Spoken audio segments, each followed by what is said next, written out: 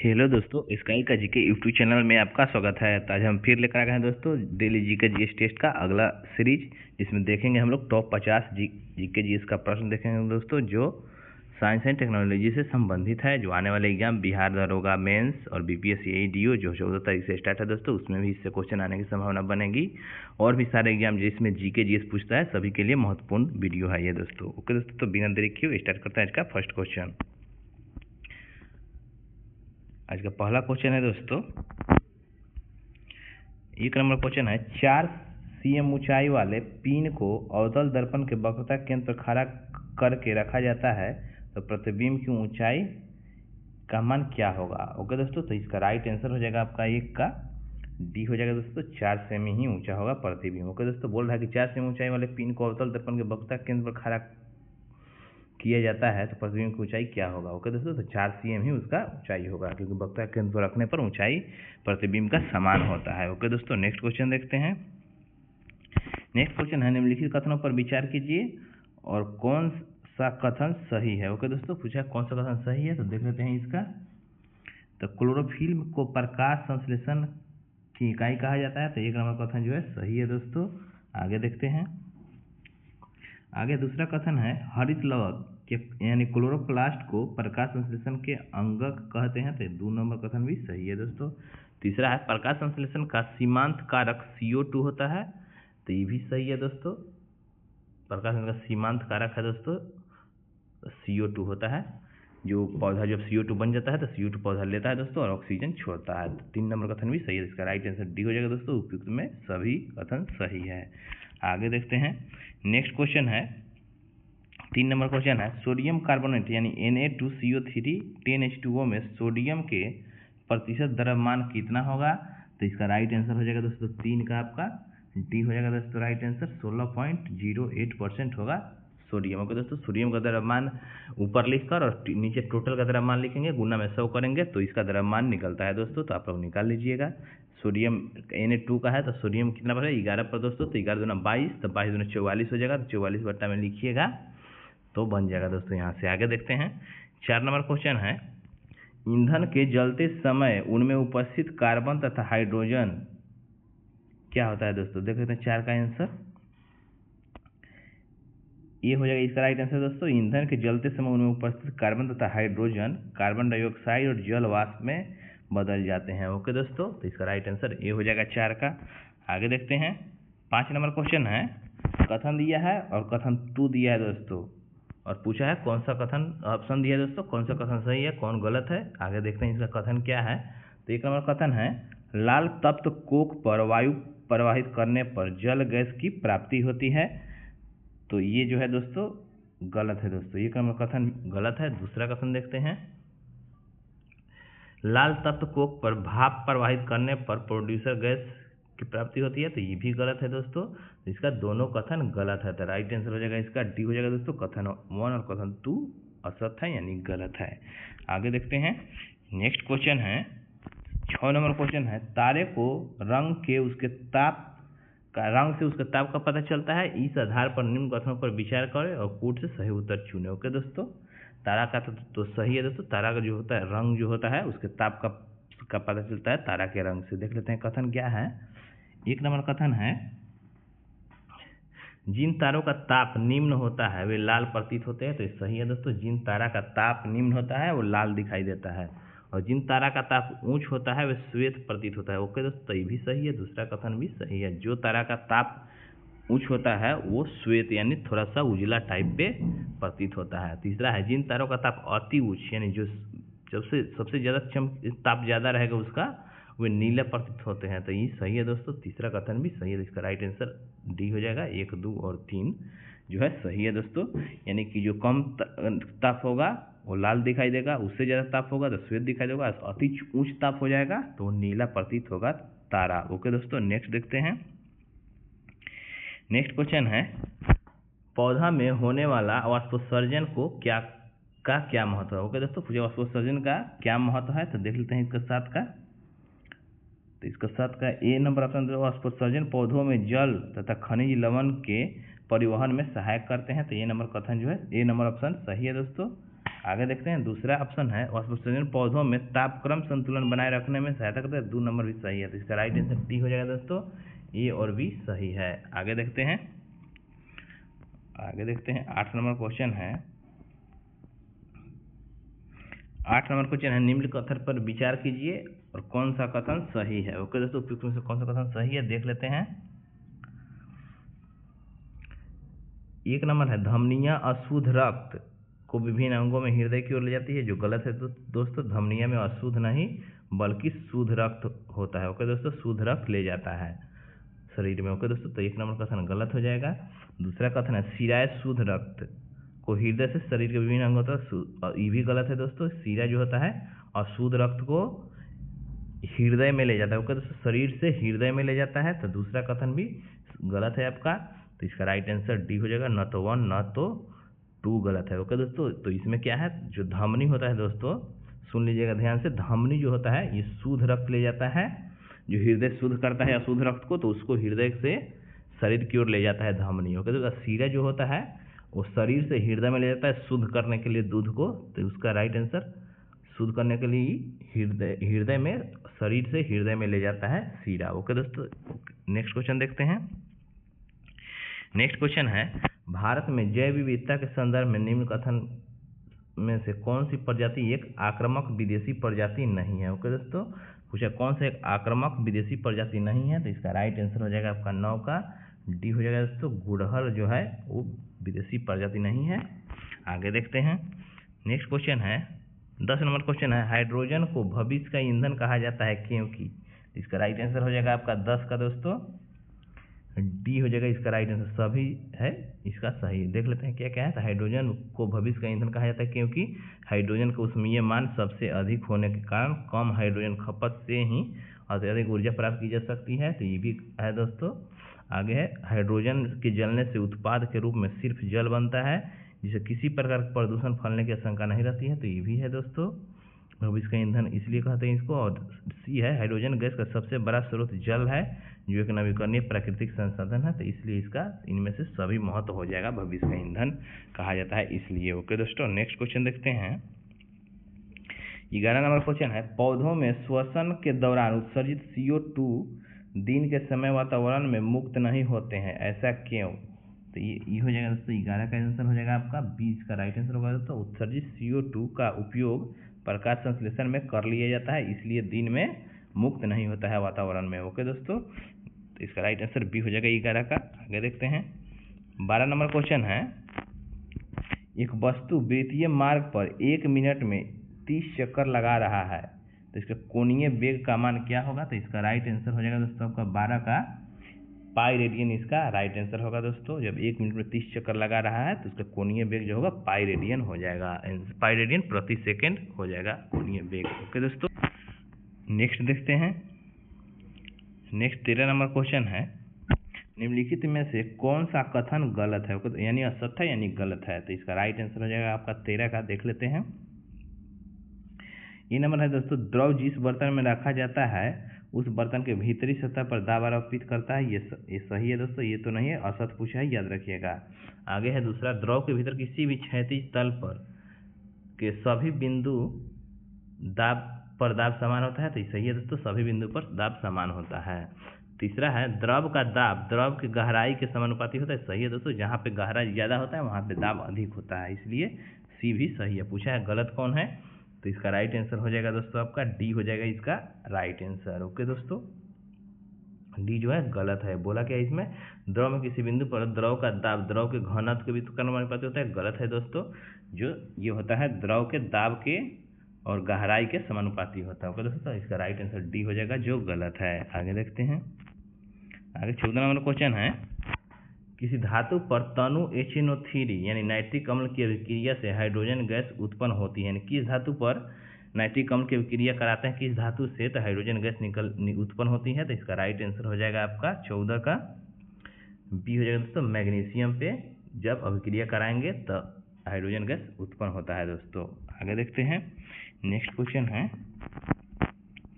15 number question है ध्वनि को एक स्थान से दूसरे स्थान पर जाने में कुछ समय लगता है, वह अधिकतम होता है कब अधिकतम समय होता है दोस्तों एक स्थान से दूसरे स्थान पर जाने पे? तो इसका राइट आंसर हो जाएगा 15 का सर्दियों में। ओके दोस्तों, सर्दियों में जो होता है ध्वनि की चाल अधिकतम होता है। ओके दोस्तों, ध्वनि की चाल सर्दियों में अधिकतम होता है।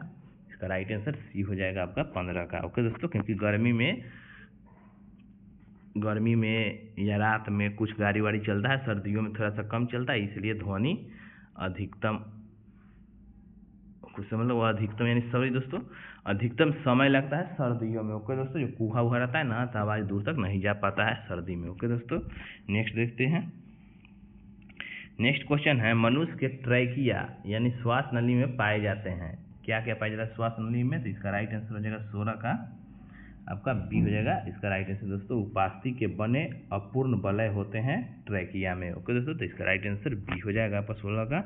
नेक्स्ट देखते हैं 17 नंबर क्वेश्चन है, MnO4 ऊपर में माइनस है दोस्तों में, Mn की ऑक्सीकरण संख्या का मान कितना होगा? तो इसका राइट आंसर हो जाएगा दोस्तों 17 का आपका डी हो जाएगा दोस्तों, प्लस के 7 हो जाएगा ऑक्सीकरण संख्या MnO4 में मैग्नीशियम का। ओके दोस्तों, ये कैसे निकाला जाता है आप लोग देख लीजिएगा और निकाल लीजिएगा, तो आंसर आएगा +7। ओके दोस्तों, नेक्स्ट क्वेश्चन देखते हैं, निम्न पर विचार कीजिए और कौन सा सही है पूछा है। ओके दोस्तों, तो देख लेते हैं 18 का 1 नंबर है कथन, मस्तिष्क से निकलने वाली तंत्रिकाएं कपालीय तंत्रिका तथा मेरुरज्जु से निकलने वाली तंत्रिकाएं मेरु तंत्रिकाएं कहलाता है। तो ये सही है दोस्तों, मस्तिष्क से निकलने वाली तंत्रिकाएं को कपालीय तंत्रिका कहते हैं और मेरुरज्जु से निकलने वाली तंत्रिका को मेरु तंत्रिका यानी स्पाइनल नर्व्स कहते हैं, और जो मस्तिष्क से निकलता है उससे करवियल नर्व्स कहते हैं। तो 1 नंबर कथन जो है सही है दोस्तों। दूसरा कथन है, स्तनधारी या मनुष्य में कपाली तंत्र का 31 जोड़ी और मेरु तंत्र का 12 जोड़ी होता है, जो गलत है दोस्तों।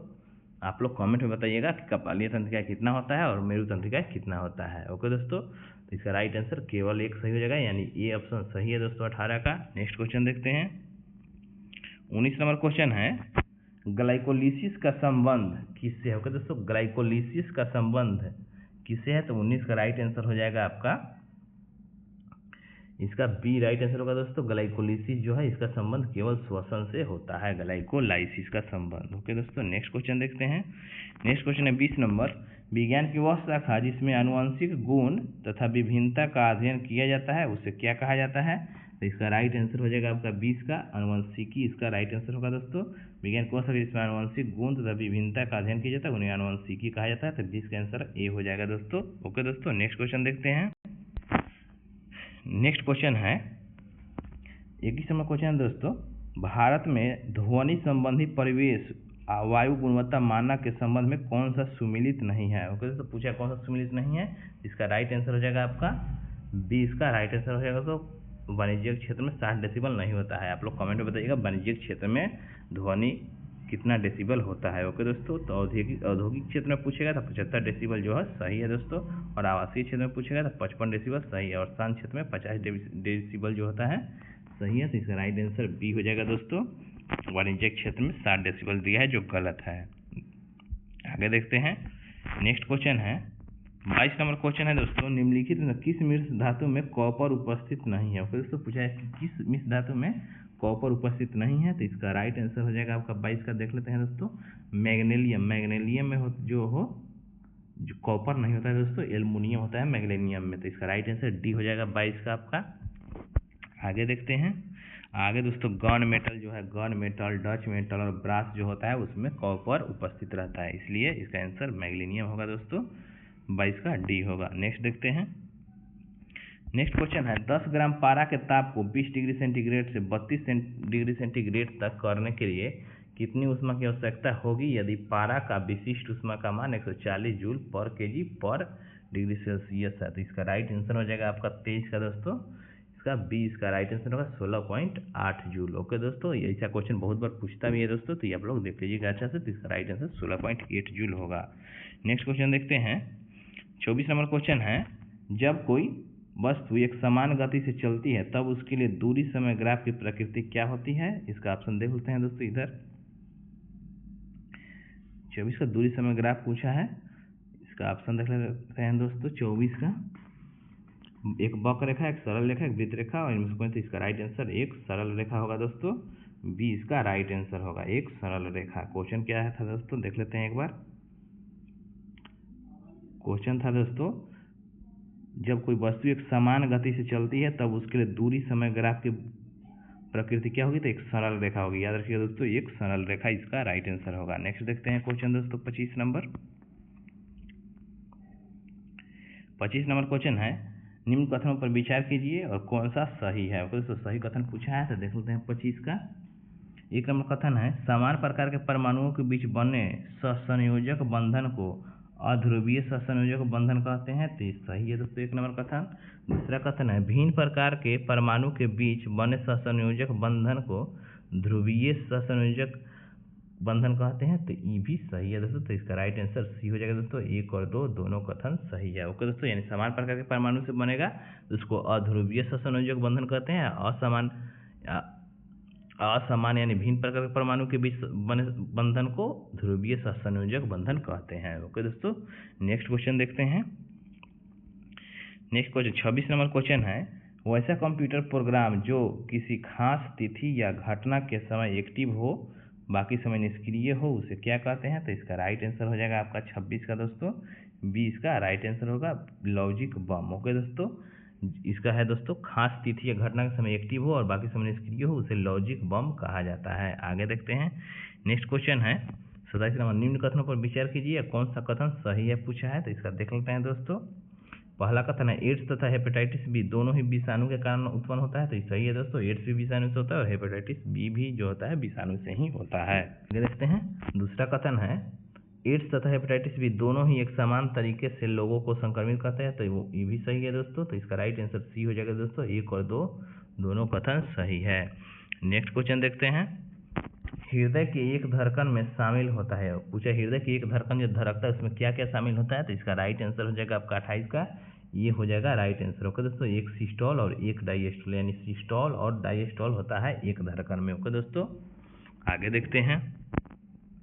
आगे क्वेश्चन 29 नंबर, जिंक यानी जेडेन तथा तनु हाइड्रोक्लोरिकम यानी HCl की अभिक्रिया होती है तो कैसी अभिक्रिया होती है, तो इसका राइट आंसर हो जाएगा दोस्तों 29 का आपका, ये हो जाएगा दोस्तों विस्थापन अभिक्रिया कहते हैं इसको, यानी जेडेन और HCl की अभिक्रिया होती है उसे विस्थापन अभिक्रिया कहेंगे। ओके दोस्तों, आगे देखते हैं। नेक्स्ट क्वेश्चन है 30 नंबर, एसिटिक अम्ल दुर्बल अम्ल है क्योंकि, इसका राइट आंसर क्योंकि दोस्तों 30 का आंसर हो जाएगा आपका सी, इसका राइट आंसर होगा क्योंकि यह आंशिक रूप से आयनित होता है। जो एसिटिक अम्ल होता है यह आंशिक रूप से आयनित होता है, इसलिए ये दुर्बल अम्ल है, याद रखिएगा। ओके दोस्तों, नेक्स्ट क्वेश्चन देखते हैं। 31 नंबर क्वेश्चन है, कोई पिंड एक समान त्वरण में गतिशील है तो उसका वेग क्या होगा। ओके दोस्तों, तो इसका राइट आंसर हो जाएगा वेग जो है बढ़ता जाएगा। ओके दोस्तों, कोई पिंड जब एक समान त्वरण से गतिशील है तो उसका वेग जो होता है बढ़ता जाता है। ओके दोस्तों, नेक्स्ट क्वेश्चन देखते हैं।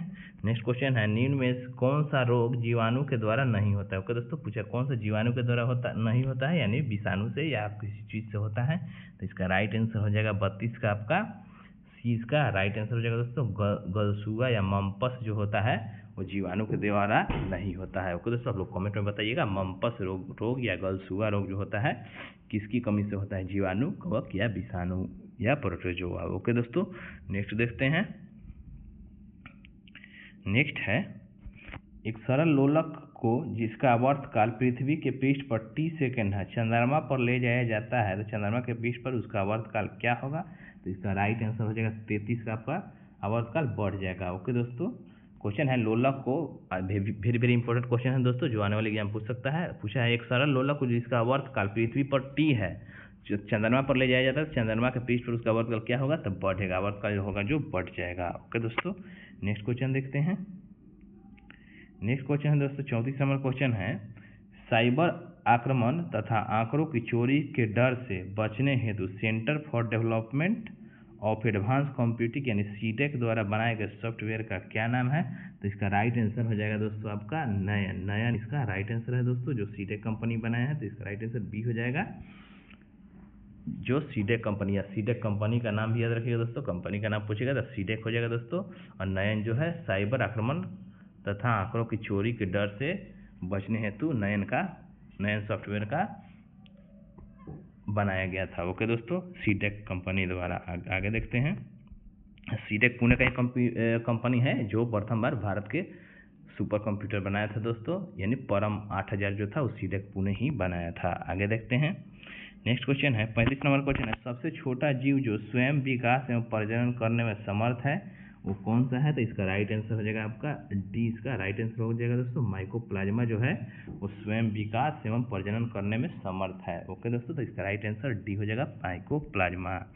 आगे देखते हैं नेक्स्ट क्वेश्चन है, 20 cm फोकस दूरी के एक अवतल लेंस से 30 सेंटीमीटर की दूरी पर 4 cm ऊंची एक वस्तु का मुख्य अक्ष पर लंबवत प्रतिबिंब की ऊंचाई क्या होगी? तो इसका राइट आंसर हो जाएगा दोस्तों आपका 36 का आंसर हो जाएगा 1.6 सेंटीमीटर हो जाएगा दोस्तों। आप लोग इसको बनाकर देखिएगा, आंसर 1.6 सेंटीमीटर आता है कि नहीं। ओके दोस्तों, नेक्स्ट क्वेश्चन देखते हैं 37 नंबर क्वेश्चन है, वेग v से चलती हुई कार का ड्राइवर कुछ दूरी पर अचानक सामने एक चौड़ी दीवार देखता है तो उसे निम्नलिखित में से क्या करना चाहिए? तो इसका राइट आंसर हो जाएगा दोस्तों 37 का आपका सी हो जाएगा दोस्तों, तेजी से ब्रेक लगाना चाहिए और तेजी से मोड़ लेना चाहिए। इसका राइट आंसर सी हो जाएगा दोस्तों, ए और बी दोनों। ओके दोस्तों, बोल रहा है कि वेग v से चलती हुई कार ड्राइवर कुछ दूरी पर अचानक सामने एक चौड़ी दीवार, यानी दीवार जब सामने आ जाए तो ड्राइवर को क्या करना चाहिए? तो तेजी से ब्रेक लगाना चाहिए और तेजी से मोड़ लेना चाहिए। ओके दोस्तों, जिससे स्थायित्व बनाए रहे, उसको धक्का भी नहीं लगे। ओके दोस्तों, नेक्स्ट क्वेश्चन देखते हैं 38 नंबर क्वेश्चन है, निम्न में से कौन सा सही नहीं है? ओके दोस्तों, ध्यान दीजिएगा दोस्तों, सही नहीं है। ओके दोस्तों, देख लेते हैं 38 में कौन है जो सही नहीं है। ए नंबर ऑप्शन है, सबसे हल्का तत्व हाइड्रोजन है, तो सही है दोस्तों, पूछा है सही नहीं है। सबसे हल्की धातु लिथियम है, ये भी सही है दोस्तों। और तीसरा सबसे हल्की गैस हीलियम है, जो गलत है दोस्तों। इसका राइट आंसर सी ही हो जाएगा दोस्तों, सबसे हल्की गैस हीलियम नहीं है। आप लोग कमेंट में बताइएगा सबसे हल्की गैस कौन है। ओके दोस्तों, और डी सबसे भारी धातु ओस्मियम होता है, तो ये भी सही है। ओके दोस्तों, इसका राइट आंसर सी हो जाएगा, जो गलत दिया है आप लोग कमेंट बताइएगा सबसे हल्की गैस कौन सी गैस होती है। ओके दोस्तों, नेक्स्ट देखते हैं 39 नंबर क्वेश्चन है, Y238 और 92 के परमाणु से 2 अल्फा कण और 1 बीटा कण निकाले जाने पर नवनिर्मित परमाणु का द्रव्यमान संख्या तथा परमाणु संख्या ज्ञात कीजिए। तो ओके दोस्तों, तो इसका हो जाएगा आंसर आपका 39 का, ये इसका राइट आंसर हो जाएगा दोस्तों। यानी 2 अल्फा कण और 1 बीटा कण निकलेगा तो उसका परमाणु संख्या 92 से घट के 89 हो जाएगा दोस्तों, और द्रव्यमान जो होता है वो 8 घट जाएगा, तो यानी ये 238 से घट के 230 हो जाएगा। ओके दोस्तों, इसका राइट आंसर ये हो जाएगा 230 और 89। ओके दोस्तों, नेक्स्ट क्वेश्चन देखते हैं। नेक्स्ट क्वेश्चन है, क्षारीय मृदा धातु होते हैं। ओके दोस्तों, क्षारीय मृदा धातु होते हैं, क्या होते हैं देख लेते हैं दोस्तों। तो इसका राइट आंसर हो जाएगा ये हो जाएगा परबल अवकारक होता है। क्षारीय मृदा जो धातु होता है वो परबल अवकारक होता है दोस्तों, याद रखिएगा। आगे देखते हैं 41 नंबर क्वेश्चन है, मनुष्य सेलुलोज को नहीं पचा सकता जबकि गाय पचा सकती है, क्योंकि? देख लेते हैं इसका दोस्तों 41 का, क्योंकि 20 का होगा जो हो जाएगा दोस्तों, गाय के आहार नली में ऐसे जीवाणु होते हैं जो सेलुलोज को पचा सकते हैं, और हम लोग के आहार नली में सेलुलोज को पचाने के लिए कोई ऐसा जीवाणु नहीं होता, इसलिए हम लोग सेलुलोज को नहीं पचा सकते, और गाय या भैंस या कोई भी पशु होगा वो सेलुलोज को पचा सकता है। ओके दोस्तों, इसका राइट आंसर बी हो जाएगा 41 का। नेक्स्ट क्वेश्चन देखते हैं 42 नंबर का कथन दिया है दोस्तों, आगे देखते हैं क्या पूछा है, सही है कि गलत पूछा है। देख लेते हैं दोस्तों 42 में पूछा है कौन सा सही है। ओके तो कौन सा कथन जो है वो सही पूछा है दोस्तों, देख लेते हैं आपका 42 का पूछा कौन सा सही है। ओके दोस्तों, देख लेते हैं कथन क्या दिया है। कथन है, एक नंबर कथन है, कांच की छड़ को रेशम को कपड़ों से रगड़ने पर कांच के छड़ ऋण आवेशित हो जाते हैं, जो गलत है दोस्तों। दूसरा कथन है, एबोनाइट की छड़ को बिल्ली की खाल से रगड़ने पर एबोनाइट की छड़ धन आवेशित हो जाएगा, तो ये भी गलत है दोस्तों। तो इसका राइट आंसर देख लेते हैं क्या होगा दोस्तों, दोनों कथन दिया है जो गलत है 42 का डी हो जाएगा दोस्तों, न तो 1 और न ही 2 जो है सत्य है। ओके दोस्तों, इसका राइट आंसर डी हो जाएगा।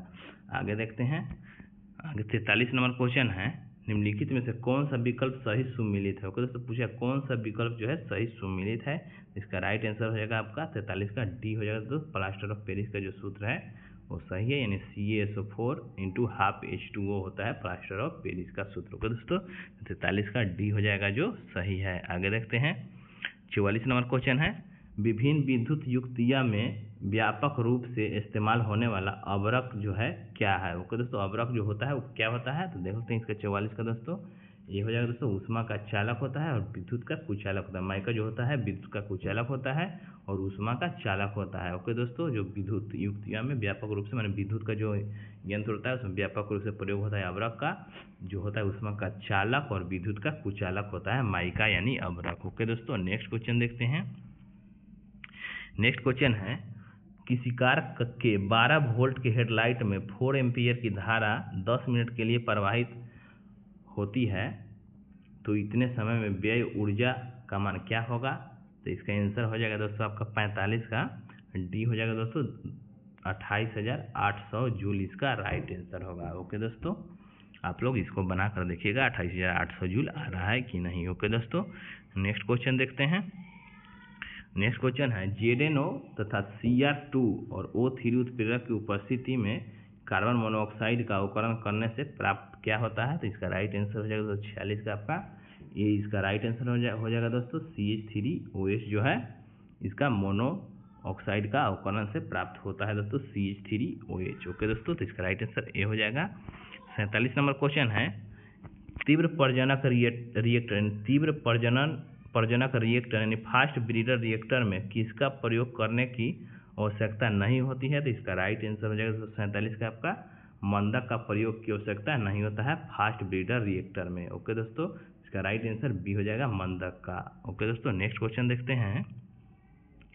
48 नंबर क्वेश्चन है पर्यावरण से अभिप्राय क्या है? अभिप्राय है ऑप्शन दे दिया है दोस्तों, उसमें पूछा है आंसर कौन होगा? तो इसका राइट आंसर हो जाएगा, देख लेते हैं दोस्तों, इसका राइट आंसर डी हो जाएगा दोस्तों उपयुक्त सभी जो है पर्यावरण से अभिप्राय है। देख लेते हैं क्या क्या, भूमि, जल, वायु, पौधा एवं पशुओं की प्राकृतिक दुनिया जो इनके चारों ओर अस्तित्व में है। तो सही है दोस्तों। दूसरा है उन संपूर्ण दशाओं का योग जो व्यक्ति को एक समय बिंदु पर घेरे हुए होती है, भी है उसका अभिप्राय दोस्तों पर्यावरण से। ये भौतिकीय और जैविकीय और सांस्कृतिक तत्वों की अंतःक्रियात्मक व्यवस्था जो अंतर संबंधित होते हैं, तो ये भी जो है अभिप्राय है पर्यावरण से। आगे देख लेते हैं दोस्तों। 49 नंबर क्वेश्चन है आज का, निम्न में कौन एक कृत्रिम मधुरक है जिसका प्रयोग समान चीनी के स्थान पर भोज एवं पेय पदार्थ में किया जाता है? तो इसका राइट आंसर हो जाएगा आपका 49 का दोस्तों एस्पर्टम इसका राइट आंसर हो जाएगा। तो एस्पर्टम जो समान चीनी के स्थान पर भोज एवं पेय पदार्थ के लिए किया जाता है एस्पर्टम का। ओके दोस्तों, जो मीठा होता है इसका राइट आंसर एस्पर्टम होगा दोस्तों। ये वेरी इंपॉर्टेंट क्वेश्चन है दोस्तों, आने वाले किसी भी एग्जाम में जिसमें जीके पूछेगा उसमें ये क्वेश्चन पूछ सकता है। ओके दोस्तों, आज का लास्ट क्वेश्चन देखते हैं 50 नंबर। निम्न कथनों पर विचार कीजिए और कौन सा कथन सही है पूछा है। तो देख लेते हैं दोस्तों 50 का। एक नंबर कथन है तत्व के अणु एक ही प्रकार के परमाणुओं से बना होता है। तो सही है दोस्तों, तत्व का जो किसी भी तत्व का अणु होता है वो एक ही प्रकार के परमाणु से बना होता है। ओके दोस्तों। दूसरा यौगिक के अणु अलग अलग प्रकार के परमाणुओं से बना होता है। तो ये भी सही है दोस्तों, यौगिक का जो अणु होता है वो अलग अलग प्रकार के परमाणु से बना होता है। तो इसका राइट आंसर सी हो जाएगा दोस्तों। 1 और 2 दोनों कथन सही है। ओके दोस्तों, तो ये रहा आपका टॉप 50 जीके जीएस का प्रश्न जो साइंस और टेक्नोलॉजी से रिलेटेड था, जो आने वाले किसी भी एग्जाम दोस्तों जैसे बिहार पुलिस, बिहार दरोगा और BPSC AEDO या RRB NTPC या किसी में ग्रुप D ALP जिसमें साइंस वाइंस पूछेगा सब में यहाँ से क्वेश्चन आने की संभावना बनती है दोस्तों। तो अगर हमारा वीडियो अच्छा लगे तो लाइक करें, अपने दोस्तों के पास शेयर करें और सब्सक्राइब जरूर करें। ओके दोस्तों, जिससे हमारे यूट्यूब चैनल का ग्रो हो। ओके दोस्तों, तो मिलते हैं नेक्स्ट वीडियो में। Thank you.